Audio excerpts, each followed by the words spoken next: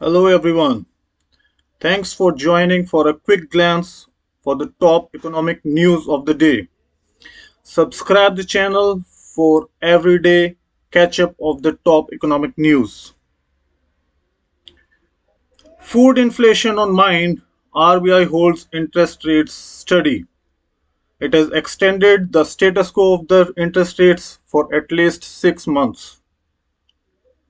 It retains the GDP growth forecast at 7% and sees inflation staying above the target at 4.5%.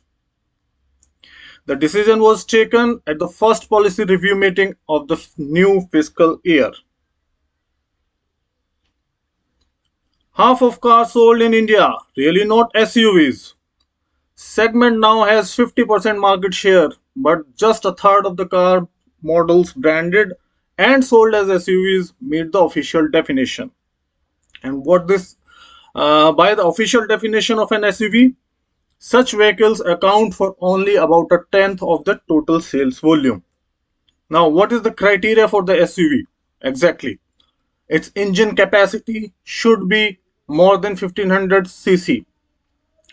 It should have a length of more than 4 meters and with a ground clearance of 170 mm and higher. Now, the total cars sold in India last year was 4.23 million, a record number, with a growth of 8.7% from the previous year. But the total SUVs, as per the SUV definition which we just discussed, the total sales of SUV was only around 4 lakhs 50,000 out of the total numbers. Next is Unified Traffic Controller. You are cleared to land at Nagpur. Over. India prepares for one airspace. It plans to unify its airspace under a single command that will be controlled from Nagpur. The move is to cut emissions, reduce costs, and improve safety. When it gets implemented, the airspace over India and the adjoining ocean areas, that is roughly about 2.8 million square nautical miles, it will be controlled from Nagpur. And the benefits would be, it will allow carriers to determine the most optimal routes, saving time and fuel. Planes can fly more consistently at higher altitudes, burning less fuel and descend more efficiently and smoothly to land. It will benefit pilots also. It will reduce the workload in inside cockpit, as no need to change radio frequencies multiple times to connect with different regions. Next, third, three high-tech countries that missed the EV bus. We are talking about Japan, South Korea, and US, which has fallen behind peers in EV adoption despite meeting the criteria to be front runners. And what the criteria are, when we say these should be the front runners in EV market, the criteria that market defines is above average incomes, a robust auto industry, high rates of new income purchases, and a culture that generally embraces technology. Now, the share of EVs in new cars sold in Japan, it's around 1.8%, and in US and Korea, it's over 5%. Now, what was the reason for Japan to lag behind? A bad bet.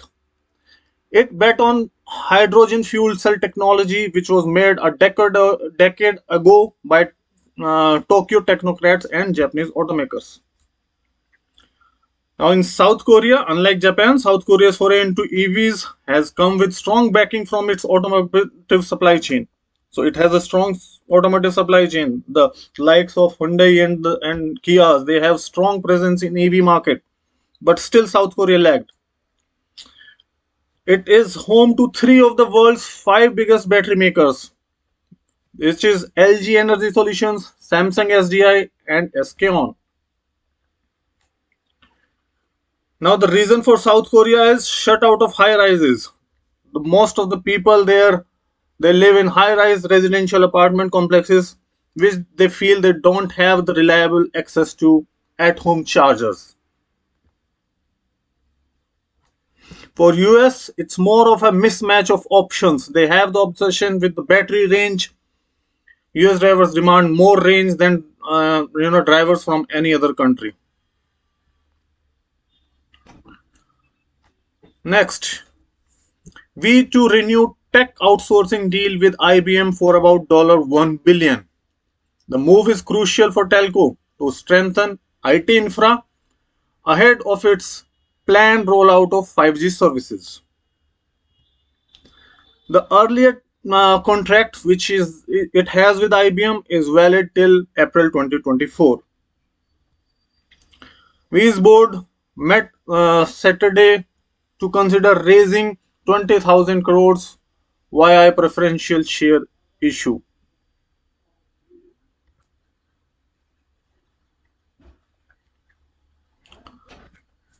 Yeah. So IBM likely to manage, maintain, operate Vi's IT infra, offer tech solutions. Gross mobile user base has shrunk for V by 1.3 million to 223.05 million as of December end.